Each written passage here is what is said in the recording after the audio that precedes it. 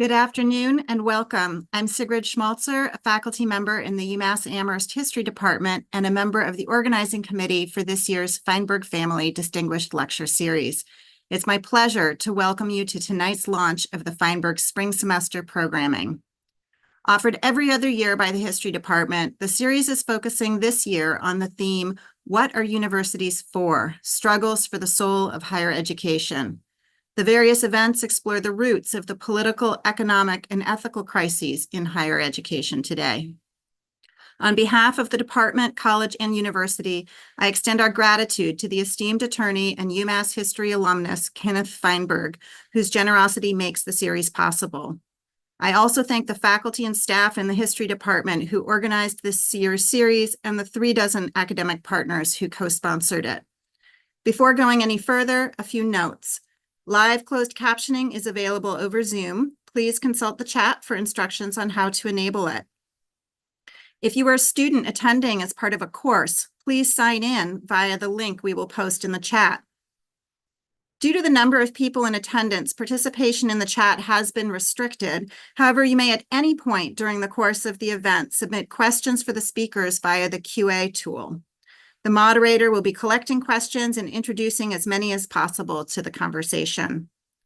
I invite everyone to visit the Feinberg Series website, www.umass.edu/Feinberg, for recordings of this fall's events and to register for the forthcoming events, which include a film screening and panel on student debt and the crisis of global capitalism, a student-curated exhibit called Be Revolutionary on UMass student efforts to end CIA recruitment on campus in the 1980s, and the annual James Baldwin Lecture to be delivered by Stephen Saleta. Today, we are proud to host From Land Grab to Native Sovereignty, Indigenous Futures at Land-Grant Universities, a dynamic conversation between two leading researchers on colonialism and decolonization in the United States. Tristan Ahtone of Grist magazine and Wayne Yang, a.k.a. a paperson of the University of California, San Diego, will engage in an expansive dialogue on the historical and present-day relationships of U.S. universities to Indigenous peoples, reflecting on how universities can be accountable to the land and to Indigenous peoples. Ahtone will build on his work in land-grab universities and misplaced trust to discuss the connections between universities, Indigenous land, and climate change, with land-grant universities profiting from fossil fuels, mining, and other industries on land stolen from Indigenous nations.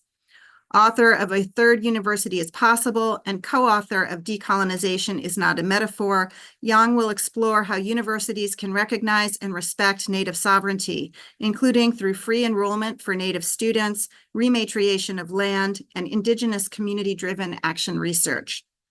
The conversation, including opportunities for audience engagement, will be facilitated by Abigail Chabitnoy, award-winning poet and faculty at the Institute of American Indian Arts and the UMass English Department.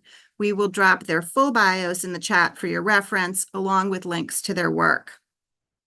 On behalf of this year's Feinberg Organizing Committee, I acknowledge that UMass Amherst is located on the unceded homelands of the Pecumtuck Nation on the land of the Norwottuck community. Inspired by this year's focus on the role of higher education in society and by the contributions of tonight's speakers, we encourage you to join us in considering our university's contributions to Indigenous land dispossession, as well as the carbon pollution, war, and other forms of violence that continue to kill, impoverish, and make refugees of Indigenous and non-Indigenous communities around the world. We also recognize the university's enormous capacity to help solve these problems. The series is an invitation to us all to reflect on these questions and to get involved in collective movements for justice and repair. And now, please welcome tonight's moderator, Professor Abigail Chabitnoy.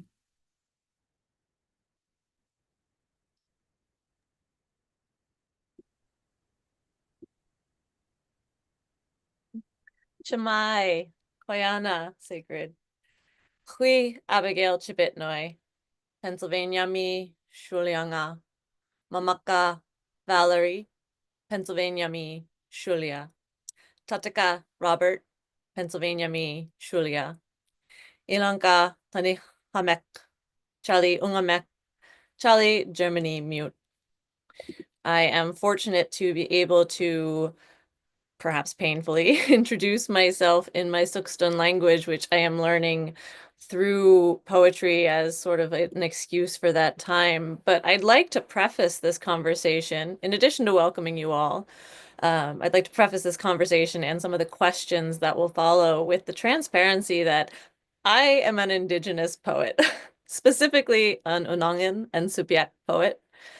As a result of the United States genocidal boarding school policies, namely, in this case, the Carlisle Indian School, I was born and raised in Pennsylvania, removed from the traditional homelands of the Aleutian Islands and southwestern Alaska that, despite my dislocation, continue to pull me. My main area of study, practice, and teaching is poetry, which has pulled me into conversations surrounding, as well as the teaching of Indigenous literature, mostly from this practitioner point of view, which is how I end up moderating a history lecture series. However, I would be remiss in not acknowledging that my family also descends from Germanic roots, which I reflect in my Sukston introduction.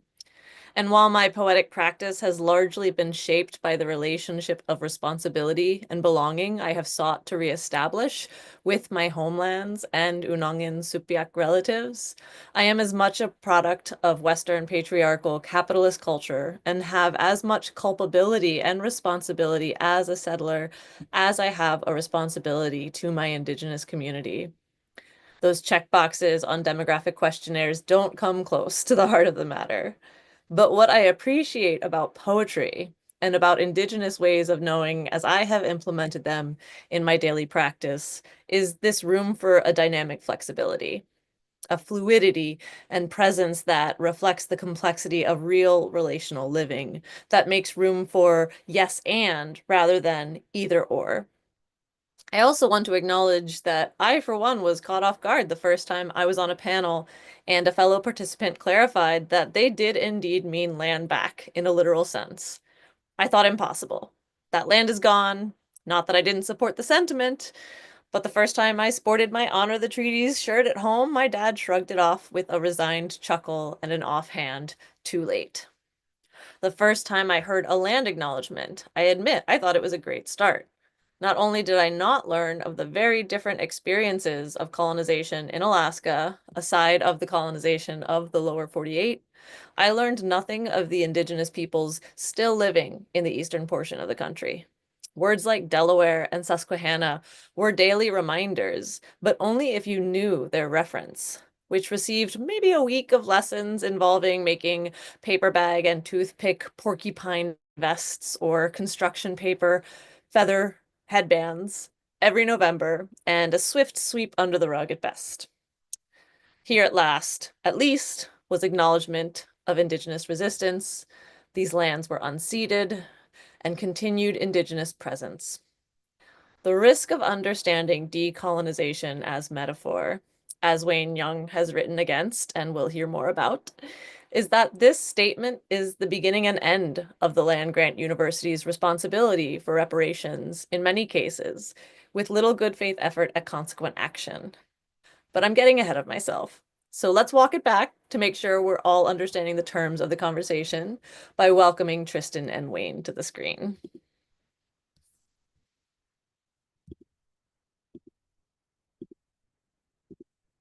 Hello. Thanks Hi. for the cue, Abigail. Hi, Tristan. Hi, Wayne. My hello and welcome. So I've written up some questions to kick things off in respect of the desire for this to be more of a conversation than a formal lecture, but I'm happy to take your lead on where you'd like the conversation to go. Perhaps the best place to start might be with giving some background on your respective positions that you approach this subject through. So, Tristan, would you like to give a brief introduction to your work, the history of land-grant universities, and why it is perhaps that some people have come to call them land-grab universities? And tied to this, because I think it's also, as we've discussed, important that we're grounding this conversation where it matters. I think also an important framing is what it means to be in relationship to these lands and communities. Sure. I'll try to answer all of that. First, thanks for inviting me to be here, and thank you to the Feinberg series for organizing this talk. I'm really excited to be here. Um, I think if we're for folks that are seeing me for the first time, I'm a reporter. I am editor at large at Grist. We're a nonprofit news outlet focused on climate, and I run our Indigenous affairs desk. So I'm coming at this from the background of a reporter, specifically as an investigative reporter. In terms of your question there, Abigail, about sort of like background and why many of these institutions are called land grab universities. The name really comes from an investigative story that we released in 2020 in the nonprofit magazine High Country News. And the title of the story was Land Grab Universities. And it was focused specifically on the impacts of the Morrill Act of 1862, which established the land grant university system. So for audience members that may not be familiar with mid-19th century land laws, the Morrill Act was one of the sort of like three big headliner laws, two of which folks may be more familiar with, the Railroad Act and the Homestead Act. So essentially, if cliff notes here on what the Morrill Act did, basically it promised states between 90,000 and 990,000 acres of land, essentially depending on the size of their congressional delegations. And once those states got that land, they could sell it to raise funds for new colleges. So hence the name land grant colleges. Where I think essentially I come in and my team comes in is we wanted to look at where the land came from. And no surprise, it's indigenous land and territory that's being acquired by the United States and turned into these gifts of land for these land grant institutions.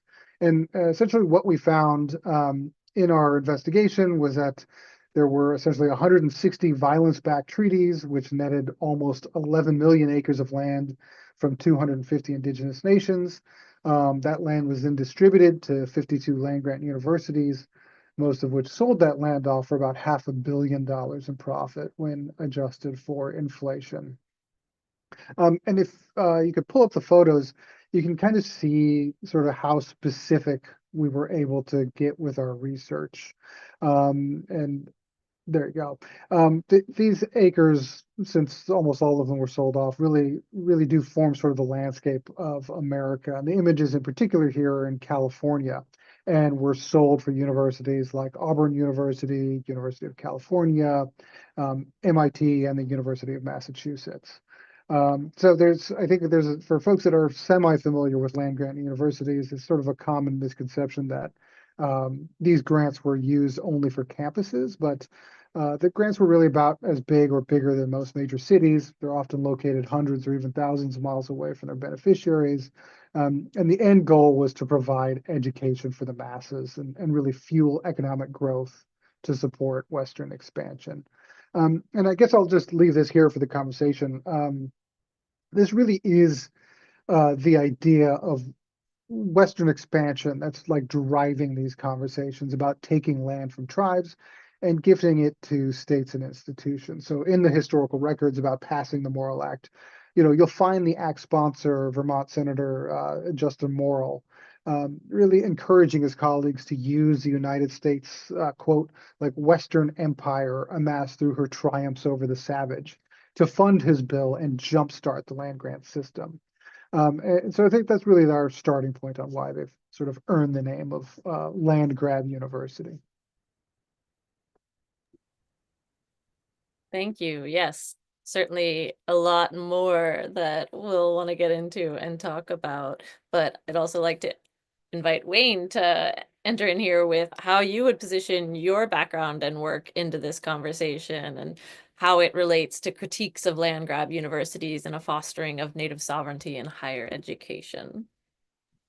Yeah, thank you so much. And echoing Tristan, I'm just very honored to be part of this conversation today. And thanks to all the people on the webinar. Wow, we got quite a few folks. So thanks for tuning in.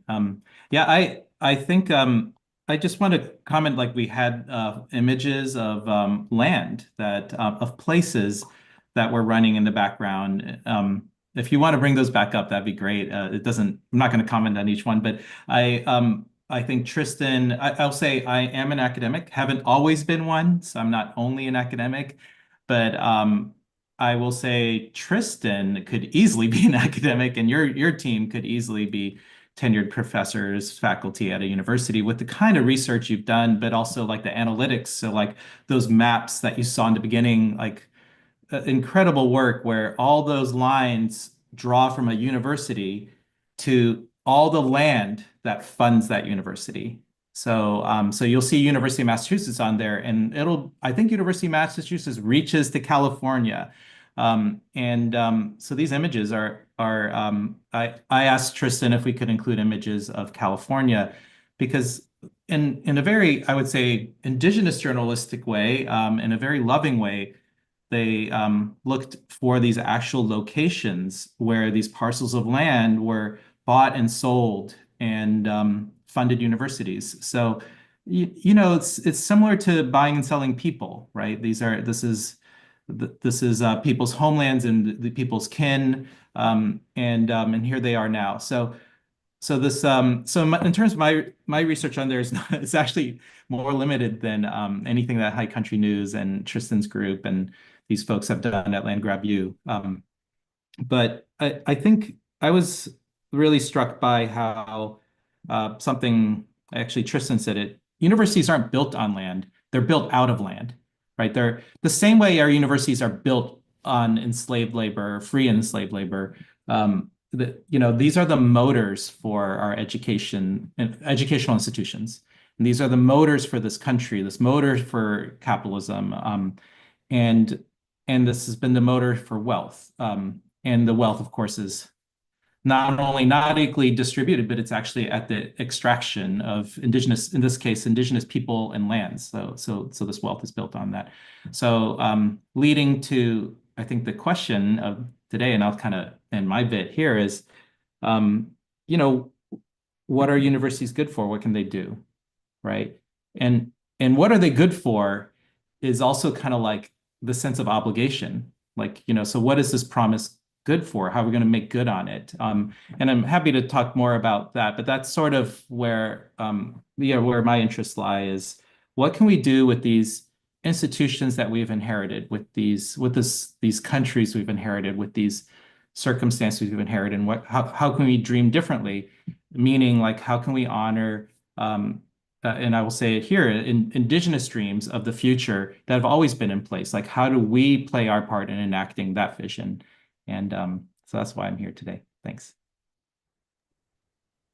Yeah, it's so stunning to see these photos and these maps, thinking too about how we so commonly abstract land into this commodity and kind of an out of sight, out of mind, or a way of accruing wealth, and to see the sort of progression from viewing land as homeland, as kin, to seeing the empty lots or the intersections or the kind of tract of land next to a trailer, and to see the sort of continued presence of that land and really highlight its continued being in terms of what might have been lost, or what kind of obligations were the sort of cost of these lands.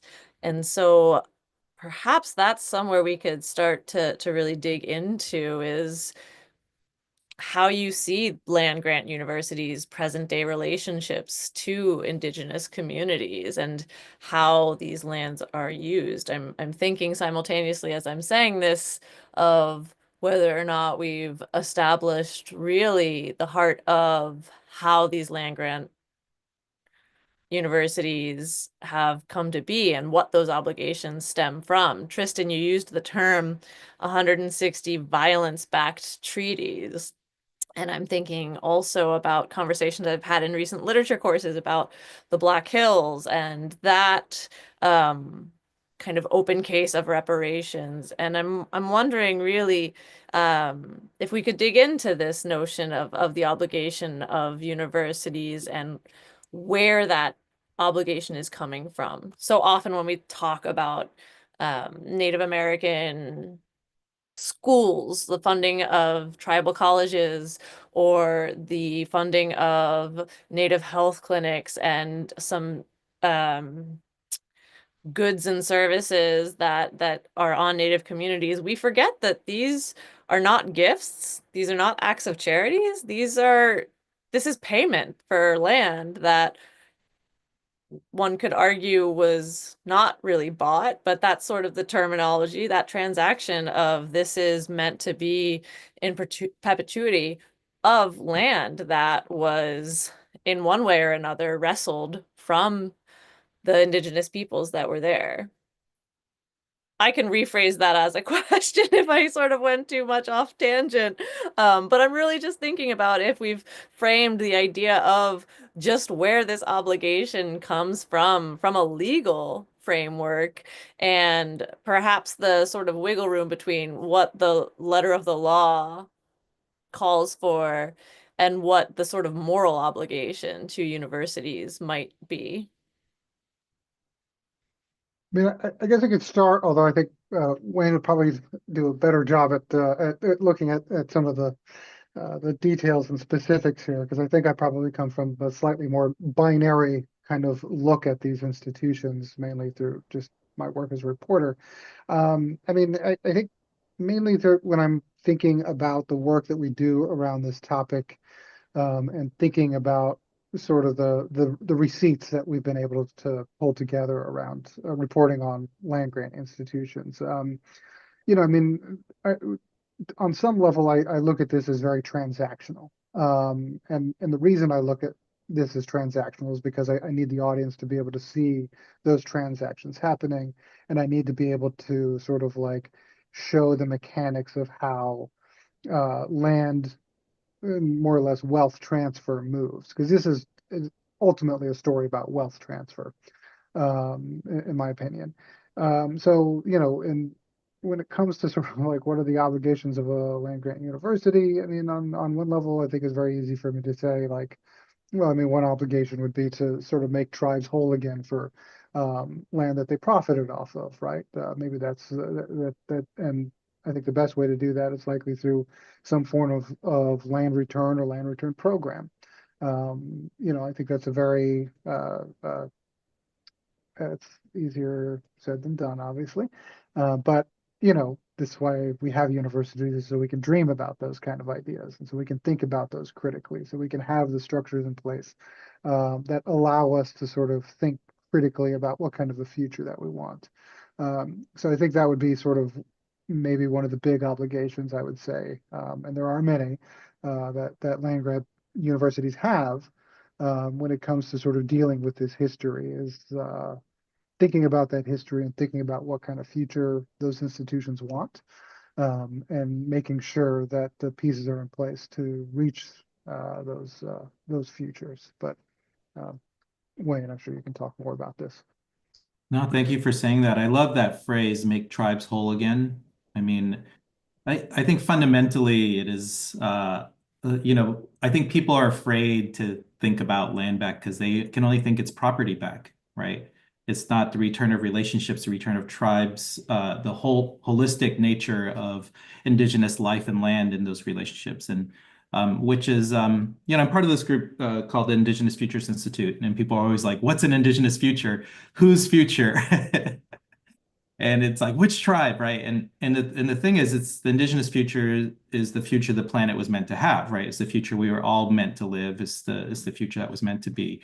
And so in a sense, an indigenous future is an inclusive future. It's a future for all of us. And so when you say make tribes whole again, or you know, universities participating in land return, that is not property return. It's not, it is a restoration of other relationships where, you know, before we were thought of as property, before land was thought of as property. And I think what does that look like requires our imaginations, requires imaginations and people on this webinar, requires students. All of us can participate in it. I'm lucky to be part of a few land return projects. It used to be an impossibility, and now it's like, oh no, it's just like really cool work, right? That any of us can do. So I think in terms of obligations of university, yeah, like let's talk about the future. but let's talk about a sustainable future, which is an Indigenous future. Another aspect, though, is the transactional one, right? And so something you said, Tristan, about the transfer of wealth, right? And I mean, there's so many stories like that, that some of these native nations were like the wealthiest, most abundant communities that one could imagine in North America, particularly. I get to work with uh, the Confederate tribes of Lushan Ohlone in what we call Oakland, California. And that's what they say is they're like, hey, we didn't have songs about deprivation, how hard life was because we lived in an abundant world. And we'd like to get back to that. So where was I going with this? But in terms of wealth transfer, my colleague and good friend Teresa Stewart Ambo at UCLA, and just put her name in here because the captioner did not get all the proper. We couldn't possibly provide all these for the captioner to write down. So she's at UCLA. She is native, California native, Tongva Payoka Wicham and Tano Otum. And she points out rightly that California Indian, as people, that's the official term, but California Native people the students have paid more than any other person per capita for our universities. And so I think universities can start minimally with free, already paid for education for all the descendants of Native people. Our university sort of does that already, and where I want to gesture towards is something that I think a lot of people are talking about in terms of Indigenous higher education, is that tuition isn't enough because we know the cost of attendance is mostly housing. And the irony of being, not having housing or having to pay for housing on Native land is a very large one. And so I think one of the things universities need to think about now is not just tuition remission, but providing housing, providing, from that perspective for Native students. So I would say at a minimum, start with the students, but really, how do we imagine returning land to its rightful place, which is to itself, right? To its Indigenous self. Abigail, what do you think? Yes, I have just been blown away by all of the conversations I've gotten to participate in just the short 3 years that I have been formally in the academy, as it were. And something that well, it relates to what you both said. One, this idea of making the tribes whole, making the people whole. I'm very interested in notions of how to redress the violence and the ruptures to communities, and also painfully aware of how the conversation is also very difficult and complicated to have around land, and land as sort of one synonym for identifying with community, having grown up on the other side of the country from my homelands, and kind of having to grapple with the economic impossibility, at the very least infeasibility maybe, of relocating back to those homelands. As much as I visited them and as much as they continue to haunt my dreamscape, my poetic scape, drive my sort of awareness in my everyday relations with my students, with my homelands, with my pets, with my daughter, all of these values. But what I'm struck by is this particular framing of the conversation of how universities can facilitate this reparation of more than just land, but also Indigenous life, and also thinking in terms of whether or not, in terms of wealth distribution especially, but also if that's the limits of the question as well. We think sometimes if we throw enough money at the problem, we can solve it, or money is sort of the barrier to solving the problem because universities have to operate. Those costs have blown up over the past few years. But I'm thinking about whether that sort of monetary consolation is enough. Although I loved what you said about using the return of land for housing as a kind of potential both and sort of way of, right, recognizing that it's more than tuition, and also recognizing that it can be land, it can be student housing, and it could potentially be a sort of communal housing. I'm wondering about how we could reconceive of student housing, but how not just for Indigenous students, perhaps more broad community, but something I'm always struck by is how do we support the students once they get here, I guess, is sort of where I'm at now as a Mellon Grant hire at UMass, where I'm tasked with bolstering our Native American Indigenous Studies 5 Colleges Consortium. And I was brought in to add Native literature courses and work with this consortium. And it's wonderful. It's great. I love it. But I don't often get Native students in my classroom. So it's also this continued development of literature and coursework for non-Indigenous students, while the focus of the grant is to promote Indigenous knowledge and Indigenous pathways of study. And so I guess I'm wondering if either of you have thoughts, but especially Wayne, in your capacity with the university, of beyond just paying for tuition, which is absolutely a great start, how do we support the students? How do we rethink the universities and what they can do? Yeah, wonderful question. So my friend and the co-director of Indigenous Futures Institute, Cheg Lowry, I'll put his name in the chat too. He's also an incredible graphic novelist, a native graphic novelist. So you should check him out. And he's Northern California, so he's Yurok Maidu descent, and he likes to say that, yes, scholarships are one thing because you got to get Native students there. And I actually think getting Native students here would sustain Native faculty. But the reverse is also true. You have to have Native faculty, Native staff, right? And, one thing about this, what you said about land return and housing, I didn't even imagine that, actually. So you imagined something bigger than what I thought. I was just like, oh, they should get like their dorm fee paid, right? But that would be amazing. And this stuff is so new. Like, we think colonization happened like thousands of years ago or something, but it just happened in California. It just barely happened. Like, we're living in it. And what this means is, like, our university is only 70 years old, and it's built on a Marine rifle range, which was an acquisition by the U.S. Marine Corps for World War II and preparing for wars, and then it got decommissioned. But it got decommissioned back to the Native people. We have more Native tribes than any tribal reservations than any county in the country, and so. We're very young. We're very young at colonization. It's not as set in stone. And I think that, what does it mean to be Native faculty? That's also why we create Indigenous Futures Institute, is like, how can you not feel so alone? And what does it mean for Native students when they come to not feel so alone? And that means changing not only who is there, that's a start, but like how we are there for Native students, how Native students, Native faculty can be there with each other. But the reason I'm circling back to Cheg is, Cheg is, like what you said in your introduction, he's not from Southern California.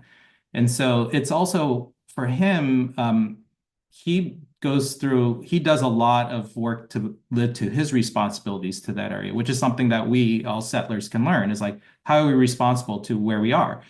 And so he has pretty deep relationships with a number of tribal organizations and members and leaders. And so, but that also, I think, Chega said, makes him whole, right? So it is moving outside of the university, and bringing in those relationships that sustain Native communities on campus. And I think it transforms settler relationships. Hopefully it'll transform us out of settler relationships to the world. It changes how we understand land. It changes how we understand people. It changes how we understand our obligations. It changes how we understand education. So those are my initial thoughts.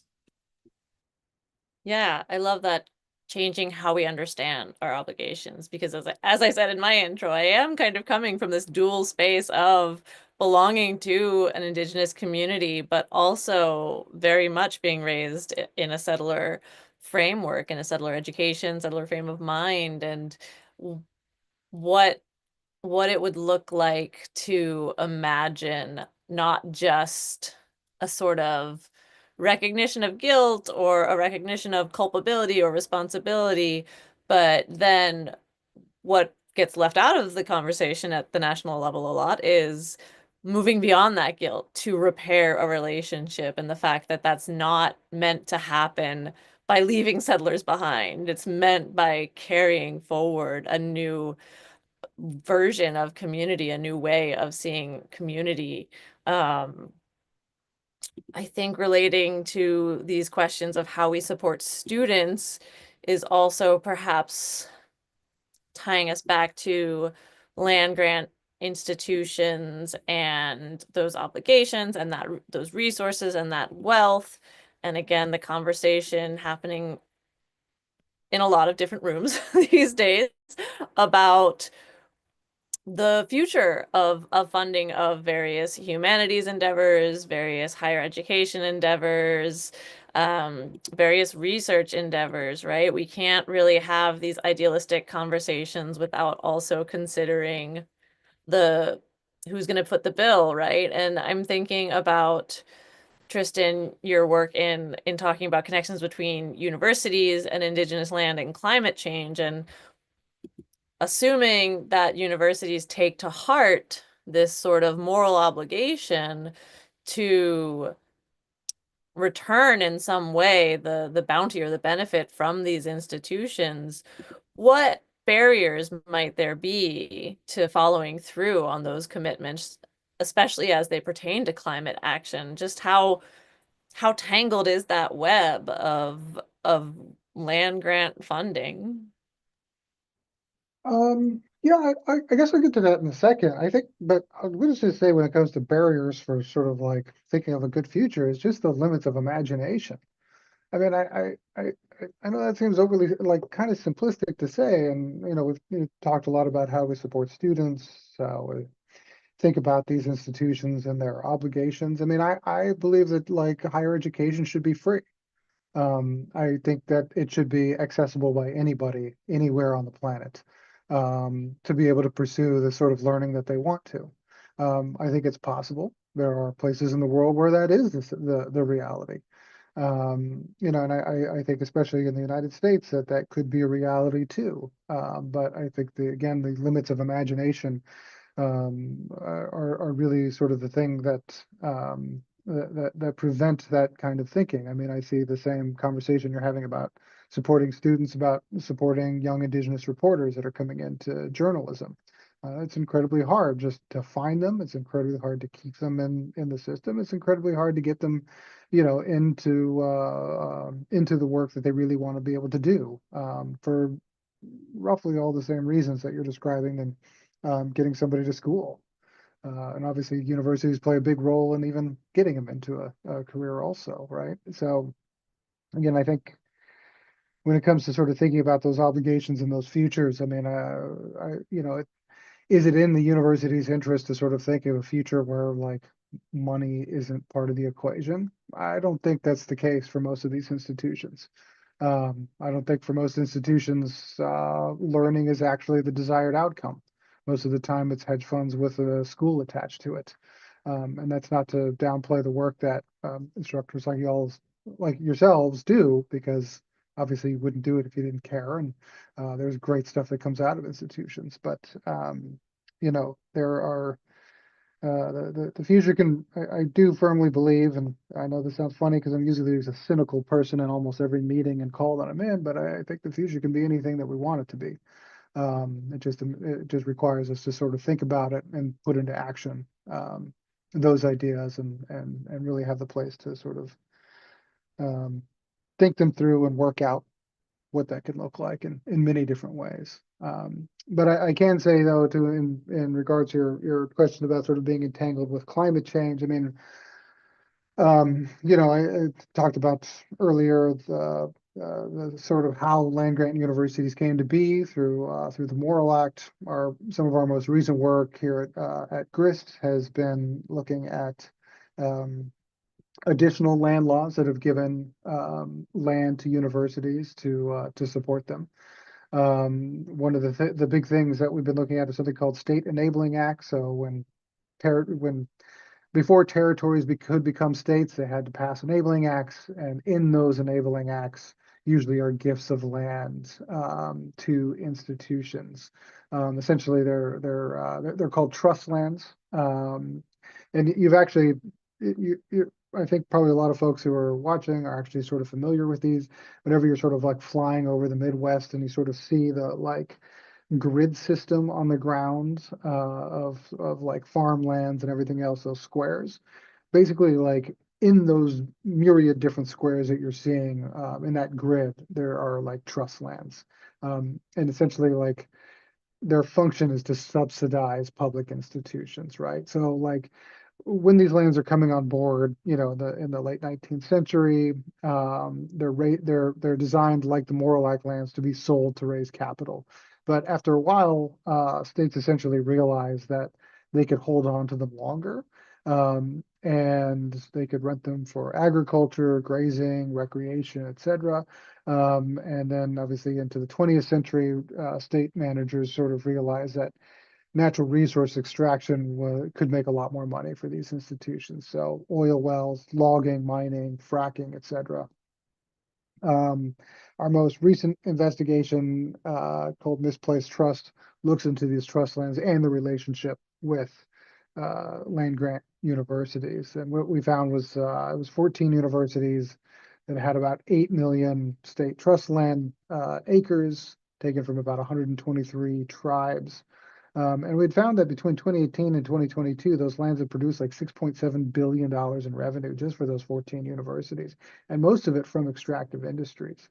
So it really allows us to start looking at the relationship sort of between that, you know, that history, ongoing history of colonialism, you know, the birth of higher education, and then obviously like the role climate change plays in terms of funding these institutions. So, you know, like these are all of these institutions have climate pledges of some sort, but they're making billions of dollars every year off of oil and gas extraction, right? So, you know, we now sort of look at like not only moving from looking at righting historical wrongs and ongoing historical wrongs, but we're also looking at like what are universities trading to provide low cost, quote unquote, low cost education to students by trading on the future of the planet, right? We know that the climate crisis is here, and it's more intense than we thought it would be, and it's getting worse faster than we thought it would be.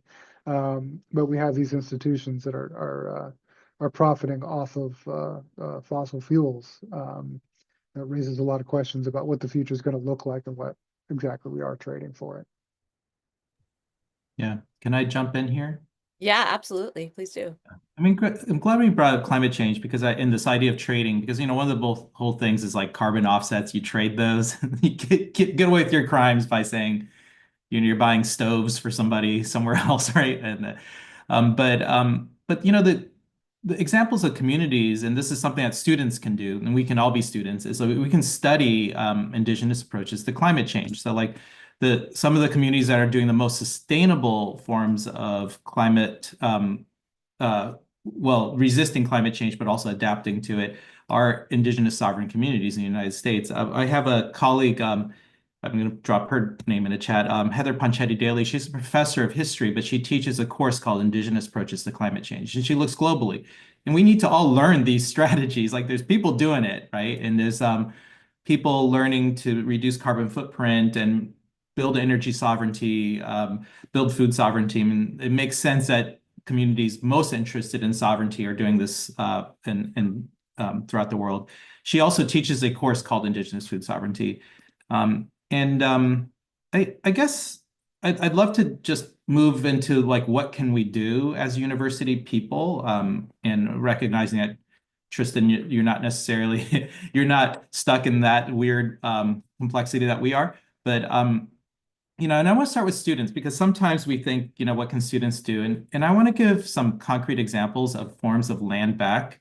And one of them is, you know, a group I work with, they're called Sogorea Te. I guess I should put that in the chat. And they are, as far as I know, the first Native women's run land trust in an urban area.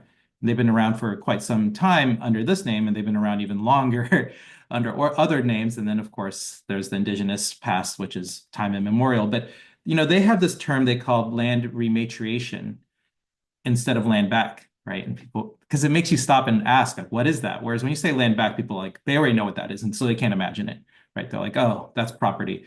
But they say that's restoring right relationship to land and peoples. And these are indigenous relations. And I think our students are doing that here. So as an example, we work with Dr. Stanley Rodriguez. He's the president of Kumeyaay Community College. So Kumeyaay is the name of our the nation whose university we're built on. And our students build Tule Reed canoes with Dr. Rodriguez, Dr. Stan, as we call him. And we've launched them and we've gotten coastal access and Mission Bay access for these canoes. And that's a form of land back, right? It is transforming our relationships, but also potentially transforming stewardship over these lands. And then because of these students' work, we partner with institutions are changing. So like Birch Aquarium is involved, the Scripps Institution of Oceanography, our natural reserve system. So we still own all these lands that are reserve lands here, that are sort of conservation lands. And so I was just there earlier this month, February 1st, I think, and they were, creating all these names in language, in Kumeyaay language, and Ipai language, throughout the reserve as part of this Wetlands Day. So there's important work that students do. I think students work, speak to our hearts. I think in terms of faculty, there's research, and I'm so lucky to be part of joining some of these folks in the School of Public Health. I'll put their names in the chat too. There's Professor Wael Delemi and Professor Linda Green. Wael is working on a climate change center, which he's already been doing, and he's already been doing that in collaboration with tribal communities. And so how do we imagine learning from indigenous tribes about fire, right? And so something Cheg, he's always been working with Wael for several years now. These massive fires in Southern California, or today we have flooding because we don't have the infrastructure for light rain here, so our roads are flooded. How do we adjust to climate change, and how do we learn from indigenous people in doing so? So that's something researchers can do at the university that has a benefit to the communities we partner with. And then finally, I guess at the level of foundations and people who have access to money, there are multiple ways to do land back. So, I'm lucky to work with a few foundations, Previs Foundation, Robert Woods Johnson, I'm blanking on one of them that even I work with really closely. I apologize if I remember, I'll come back to that. But one of the things we're working with the Super Collective, which is, I saw that's in the chat. We call it Super Collective because it's a collective of land-based collectives around North America.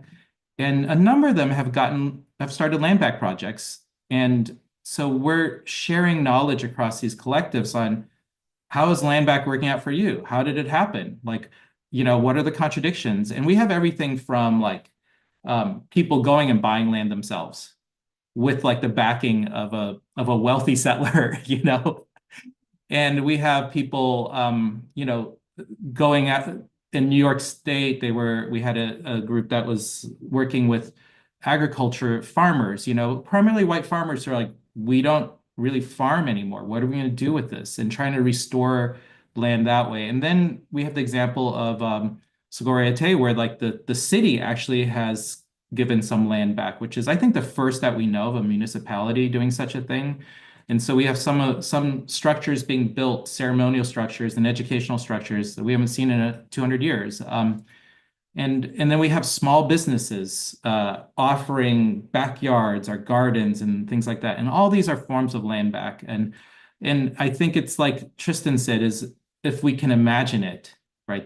That's, I, until I participated in these things, I didn't think land back was, I thought it was just like a nice phrase, but it's a real set of work that we can all participate in.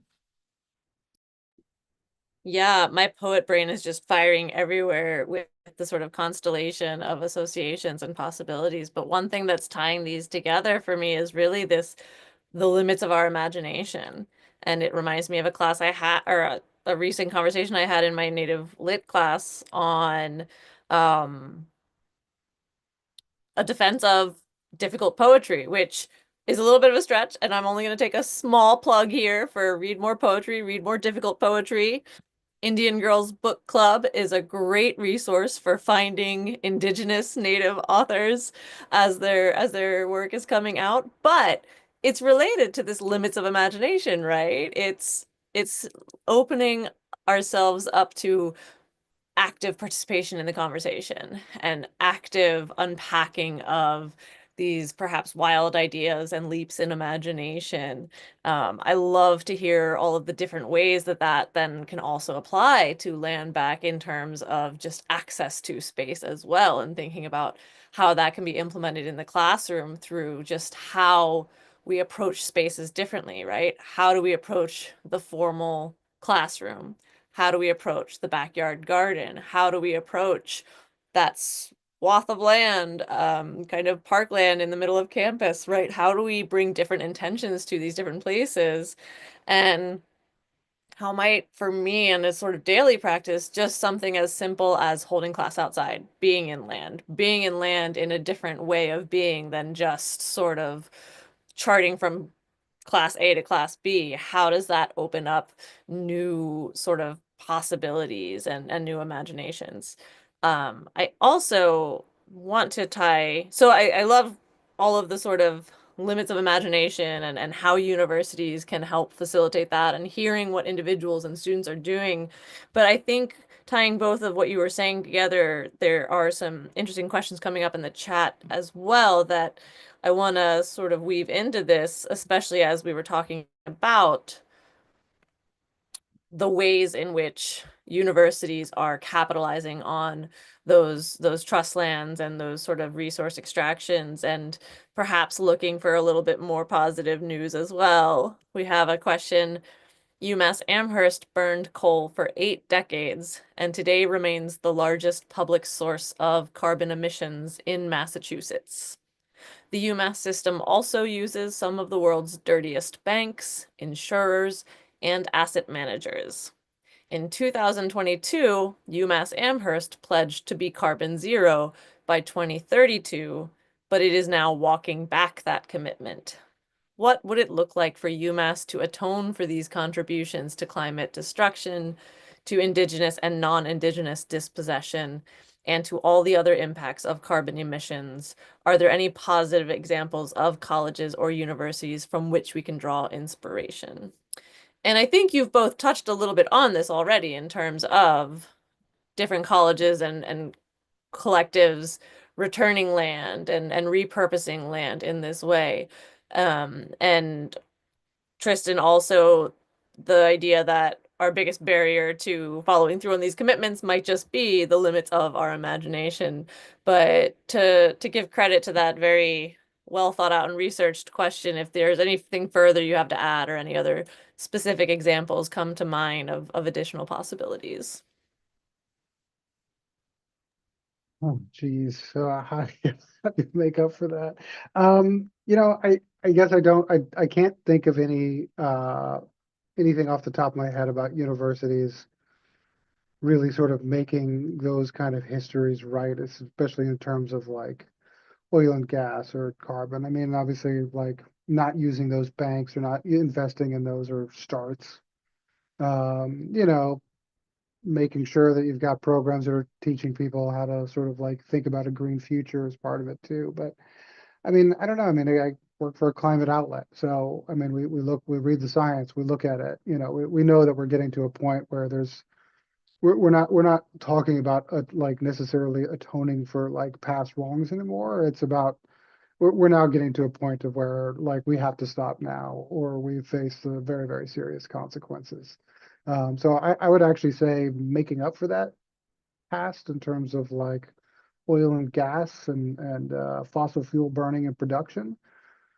I don't know. Part of me thinks that maybe that's something to like put on the side for the moment to make them actually stop engaging with that sort of economy altogether first. Not that that is not an important thing to do as well, but you know, the science is here. We know what's happening over the next like what the next 20 years look like. And this is probably the role in which universities could have a large role in, is preventing the worst effects of climate change, by training the next generation of people to think differently about what the future can look like. So I don't know if that's helpful. That's the cynical side of me that I mentioned earlier. So No, well, one, I love not being the most cynical in the room for once. Note to self, invite a climate scientist to the next party.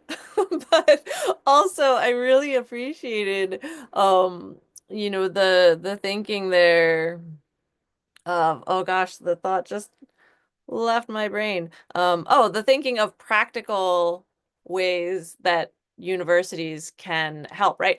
What are universities for? And thinking about the history of land grant institutions, as so many of these were actually designed as agricultural schools, and they were meant to be sort of a utilitarian, practical, come to this college to learn these very practical skills, learn the latest technology in farming and agriculture. And I'm not sure how humanities got carried in with that through the back door, as always, I'm sure, but I'm glad they did. But I'm thinking too about how in the curriculum we can return to those origins of, right, how to make this education accessible and relevant and also challenging and also aware of the humanities as it informs a different way of relating and being in relation to the land. And so yeah, I liked how that brings all of those together while also acknowledging that we just have to do the thing. Wayne, did you want to add any more to that particular? Yeah. I appreciate the cynicism. I feel like I'm supposed to play the role of the optimistic settler right now. So I'll try, but I'll just say. Yeah, I think because, universities are contradictory things, and I think many of us have love-hate relationships with them. If we're not, we're probably not thinking, right? But one of our mentors, Pedro Noguera, he's, a big writer in education. When we were students of his, we would express our skepticism, and he'd say, yes, schools. And we're talking about all schooling. And something Che Glowry, and he's not the only person to say this, but he says is education has been weaponized against Indigenous people. So then how do we understand school, right? And so I think many of us share that same sentiment from whatever communities and backgrounds we may have come from.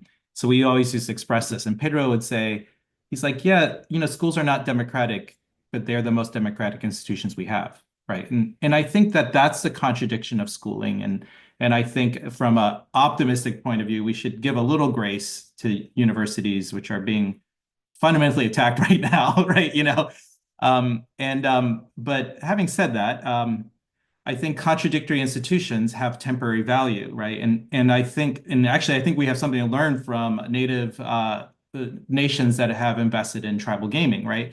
It's like nobody thinks of casinos as like liberation, but clearly this has created the possibilities, the economic possibilities for Indigenous futures, and people have decided to engage that. And some communities have said, we're going to do this for only so long, and we're going to do this, and we're going to invest in this way. And I feel like we can. I believe that we do and we can turn universities to do the right thing. It's like and you turn a bit at a time while trying to redirect this giant ship that's really this giant, this huge warship, if you will. But how do you create all the life rafts and other things to do other things? How do you train the divers to do other things? How do we learn how to swim? And that's a weird metaphor, but I think that's where I'm going. So having said that, I want to say some things about our university that are hopeful. And I don't want to say we're a good actor, although I'm sort of obligated to say that because I am an administrator right now in transparency. So, so one of, Karina Gold, who is the founder of Seguritate, I asked her not that long ago, like, hey, if you could design any university program, what would it be? And she said, Wayne, what we really need is we need people, Indigenous people, but non-Indigenous people who are trained in both respecting and learning and forwarding Indigenous knowledge, Indigenous ecological knowledge in particular, but also policy on land and property and how that world works. And people who have those two trainings, that's who we need right now. And so inspired by her, I'm working with faculty, we're trying to turn our environmental studies minor into a major, into something that does that, into something that does planning, and something that would be a pathway for Native students who want to come, but also for non-Native students who want to do something about the world. We are the first university, to my knowledge, that we have passed a university-wide climate change education requirement. I was very lucky to be part of that. And that has a humanities component. It was understood from the faculty and the students who participate in this that it's not about like the science of it all, although that's certainly part of it. It's not about our technological hopes that we will tech our way out of climate change. It's understanding the humanistic and social dimensions of climate change. And it's kind of like Asa Hilliard used to always say, there's no technical solutions to political problems, right? And so we have to have that humanities and social dimension to it. We are the university that created climate science. So we know how much carbon is in the atmosphere because of the Keeling curve, and that started at our Oceanography Institute before we were even a university. It's the oldest, longest data set around climate change in the world. And having said all that, we burn fossil fuel. We have a power plant on campus, right? And you can bet we're invested in all kinds of things, right? Faculty vote to divest. There's all these efforts to do that. And I think, but at even an individual level, then what do we do next? Do we all invest in lithium? Because lithium is highly extractive and destructive. We are sitting on top of a $10 trillion lithium mining extraction project here in the Salton Sea, which is indigenous lands here. It's an ancient ocean, inland ocean, and we're just going to destroy that area to get lithium so that we can drive Teslas, and somehow we think that's going to solve the climate crisis. So I just don't know if anyone knows the simple technological answer or capitalist answer, but I think we have to keep driving at what we can. Yeah, that didn't sound that hopeful at the end, but hand it back to you. Oh, you're muted. Yep. Okay. First time I knew it happened one of these times. No, that makes so much sense. And it was just fortuitous timing that I was presenting to an association of retired faculty here on UMass yesterday and sort of co-opted my talk on poetics into decolonizing genre through hybrid pieces. And specifically, I focused on Indigenous performance poetics as a way of real community building. And so I guess I will have one more plug for the poets. Happy to do a community workshop. Want to turn, with the time we have left, I want to turn some of these great questions coming in the chat. A couple that I really want to get to, but one that's following perhaps on what you just said, Wayne, making sure that this is still relevant to following what you just said. But Massachusetts now provides free community college for most residents of the Commonwealth. It's fantastic and shows where a good imagination can lead. I teach at one, says this person who posted the question, and my students are reading Max Liboiron's Pollution is Colonialism. And I will put that in the chat as well. They have many questions about Liboiron's writing about good relations. What can I, a settler on a campus with 0 Indigenous faculty, do to help them and myself in developing these ways of being without appropriating practices in the way that Liboiron and others warn against? And I apologize, I am sure I am mispronouncing that name.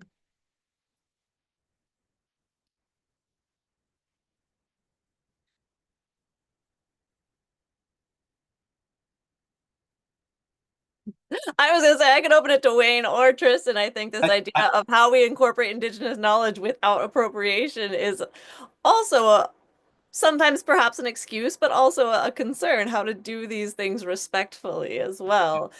Yeah. I'm so lucky to know Max. And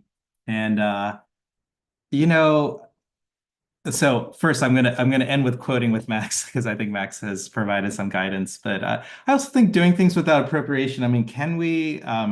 I think that we can fail forward on this and we can stumble. And it's not just settlers who do this. Indigenous people are always like, did I screw that up? It's just like whether it's in your home community or not, it's just like we're always screwing up. And so we're asking for forgiveness and a bit of grace and to have the courage to do it, and to have the humility to so it's worse to not try, right? So just an encouragement to to learn and apologize for always being a learner, and learners are imperfect. I think Max has this great, and Max has given me permission to say this before, so I'm assuming that permission still holds. But Max has a book that hasn't been written yet, but they're really funny because they're like, it's all in the title, and the title is "Do Your Chores," right? And it's basically just learn your responsibilities and do them, right? Around the place you live.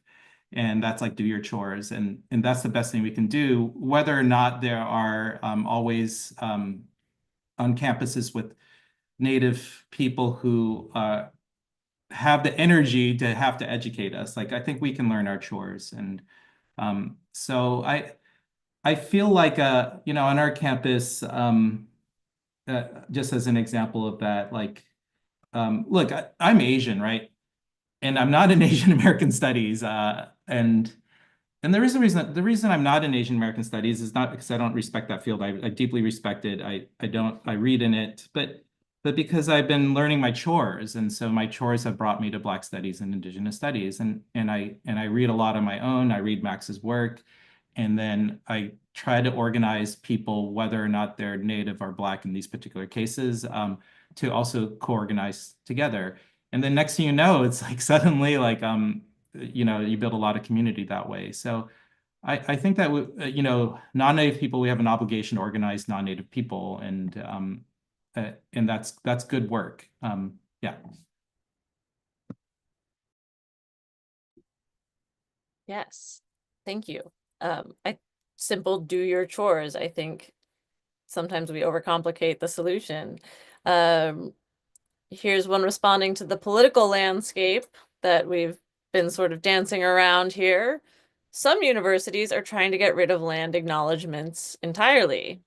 Can tribes hold land-grant universities accountable to the land acknowledgements? This is a fun question. There are a lot of fun metaphors online about the shortcomings of land acknowledgements, but I think this also gets into a larger anxiety about what the relationship and dependency and obligations between universities and federal governments, universities and funding. We're seeing that even in literary journals who get funding from the National Endowment of the Arts, and ways in which that is sort of beholden to the political whims of the time.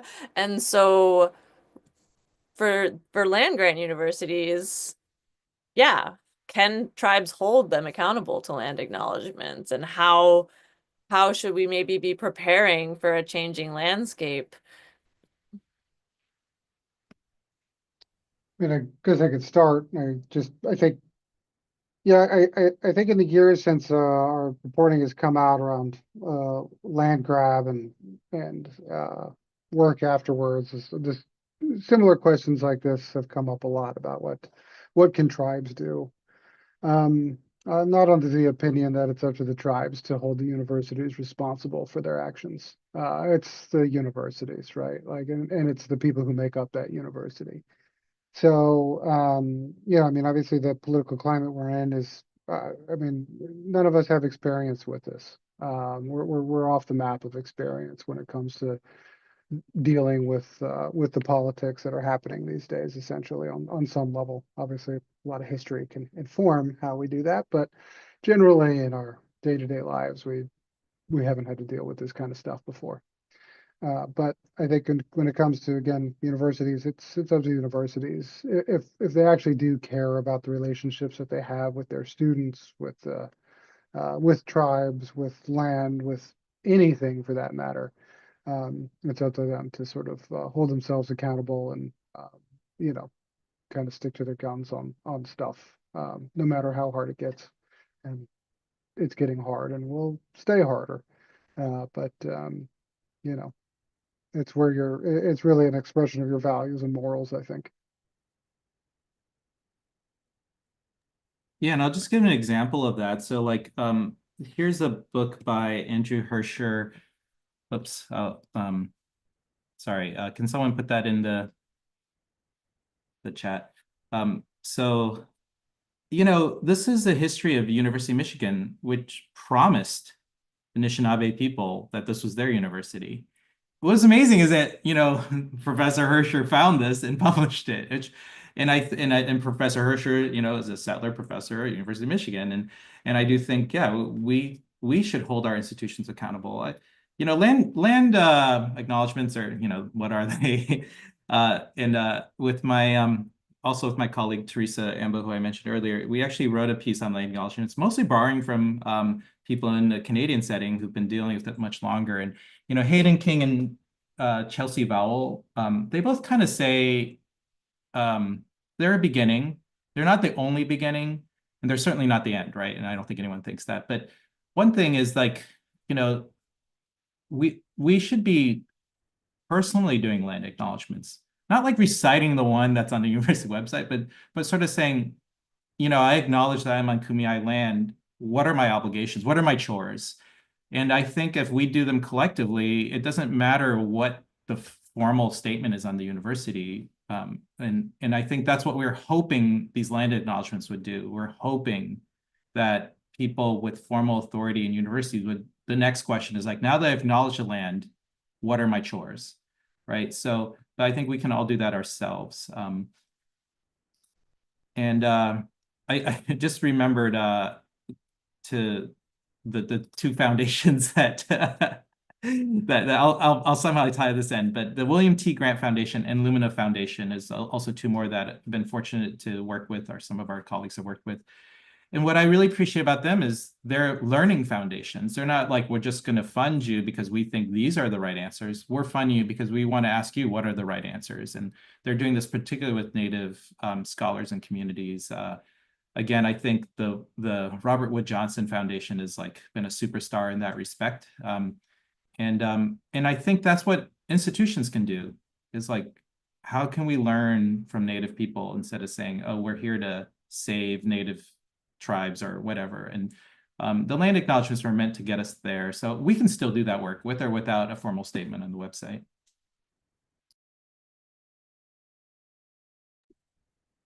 I think this next question gets a little bit to that idea too of moving beyond these sort of finger pointing assignments of responsibility we have in the chat, or in the Q&A, sorry. I work at a nonprofit food and farming justice and sovereignty organization. The organization owns and stewards a 121-acre farm that we know is unceded Nonotuck, Nipmuc, and Pocumtuck lands. We are discussing rematriation, but also as, quote, an alternative, reparative actions that serve Black farmers and others who have been harmed by the industrialized food system.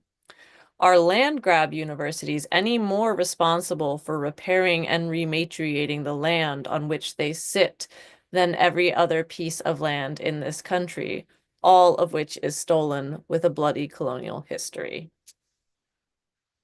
How's that for a no holds bar?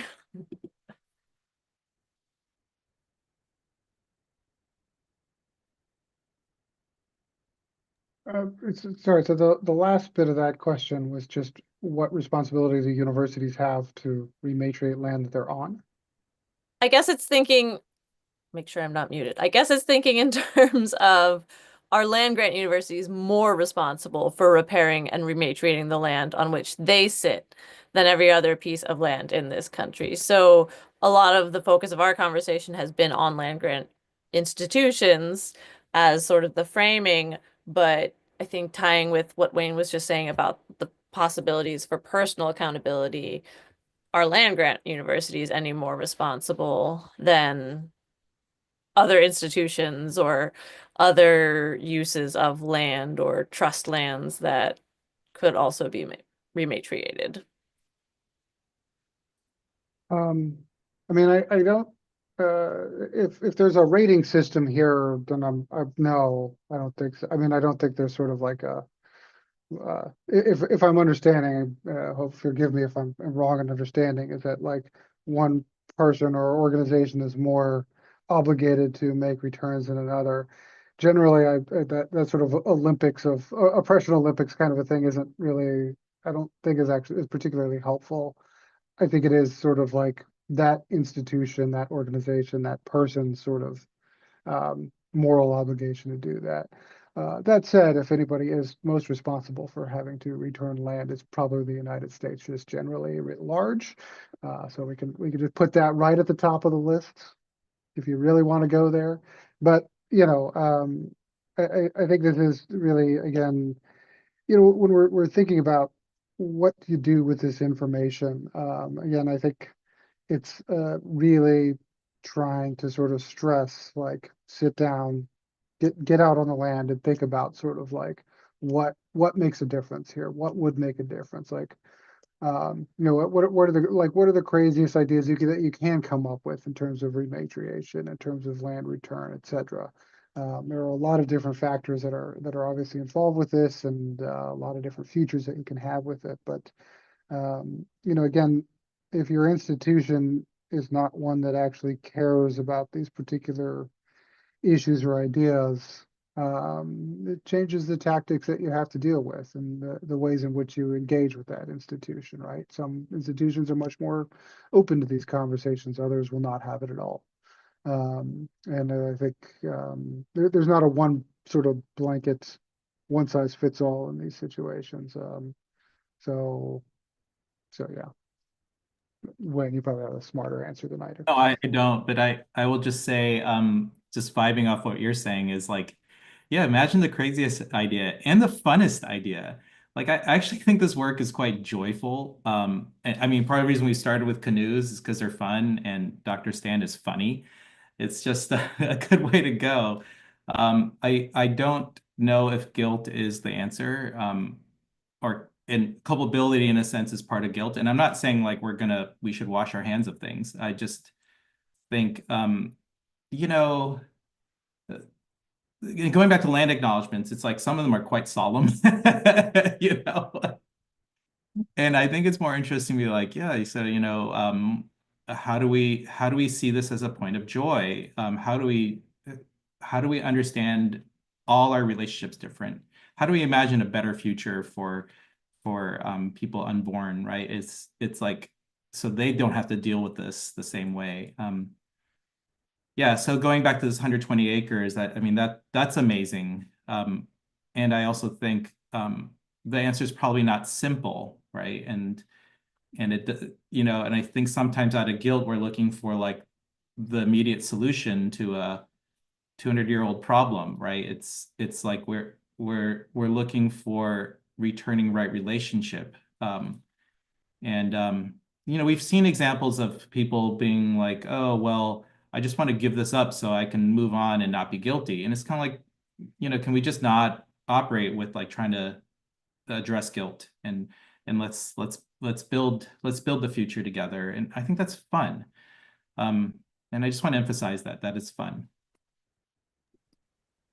Well, I'm glad you bring our attention to that, as someone who is often also the most cynical in the room. But even just thinking about, we started this evening with the Feinberg lecture series version of a land acknowledgement, which on the one hand struck me for its audacity of saying the thing, right? Saying that the killing and the making of refugees, and the language just being more colorful, perhaps, than the official UMass land acknowledgement that was developed with the Native Advisory Committee and with tribes in the area, so has some input, but it acknowledges genocide, but it also begins in gratitude with the land. And in listening to what you're saying about not forgetting that these things can be joyful and these things can also feel good, is how it begins with we begin in gratitude, and that we is not differentiated from the university or the indigenous communities or the people. That we allows for a settler engagement of gratitude with the land, and it does invite settlers to also reposition themselves in how they relate to the land and how they relate to their responsibility and kinship and understanding. I'm struck too, I think worth bringing in this conversation is the focus that we started this conversation in the university's capacity. I think whether or not the university has more responsibility than other institutions, I think this is kind of a good sort of summation of everything that's been said too, in terms of what we can do to not just feel helpless, and it's understanding these varying capacities. And so understanding that universities might have greater capacity. Some universities might have greater capacity than others. Individuals within that university might have capacity. So thinking of the educators in the room, thinking of what is your individual capacity to foster these relationships and to start these conversations that perhaps recognize guilt and own culpability, but don't stop there. Recognizing that discomfort as a necessary point of departure for how do we write these relationships, and recognizing that it's an ongoing process. So I'm thinking even just in terms of the small ways that I run my literature seminars. I don't do final papers because I don't want the focus to be on some sense of completion and summation of knowledge, and now I've shut the books on this topic and now I'm moving on, but focusing more on the process throughout the semester, developing conversations, drawing connections across texts, and really emphasizing the fact that knowledge is not static, and that we can have these questions that come up. And so reevaluating the sort of rigid fixity of our sort of approach to knowledge and facts and learning, as rather than something that we sort of complete, being something that we're perpetually engaging in. We are down to the last few minutes here. And so I think a lot of the questions coming up have more or less been addressed, but in light of sort of getting to these closing conversations, something here is, what are the most promising strategies for pressuring our institutions to pay reparations for the harms they have caused or contributed to? And does the global nature of carbon emissions and climate destruction make this fight easier or harder than other reparation struggles?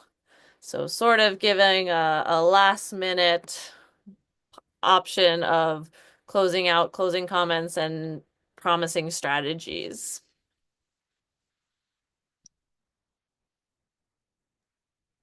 I mean, I'll start very quickly. I mean, I think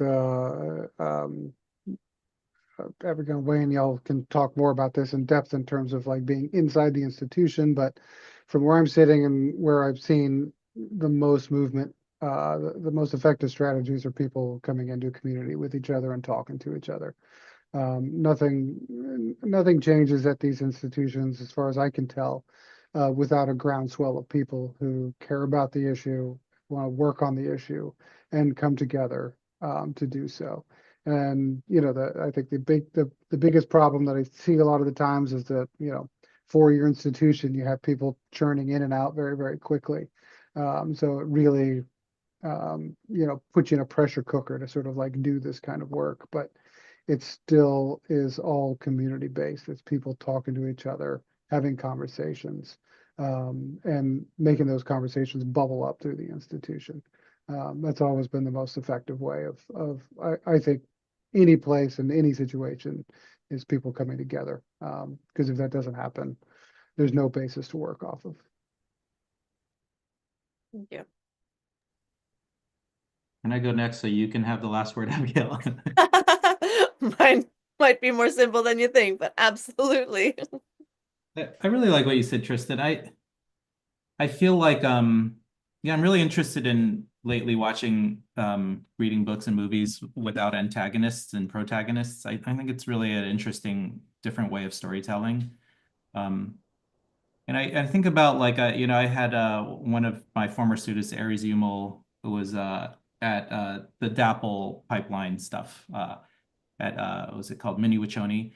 And you know, what was so interesting about that movement was things like, you know, all these military veterans showing up. I mean, of course, many are native, but many are non-native people to show up, and people who have fought in wars, who have you know, many people who've had to kill other people, and to show up and to defend the land, right? And to talk about that. And what does it mean to build relationship, to invite people in, to heal ourselves, right? And I think that's a different, you know, that's something I'm not saying like all Native people are nice all the time whatsoever, right?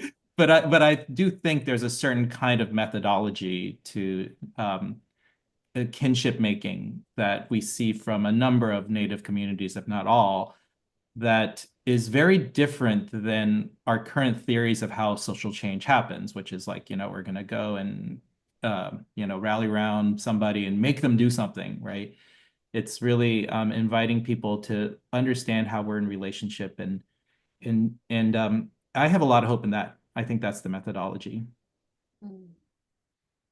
Thank you. And I want to end just on highlighting that idea of kinship making, just even taking apart the semantics, the syntax of that phrase, right? It's ongoing.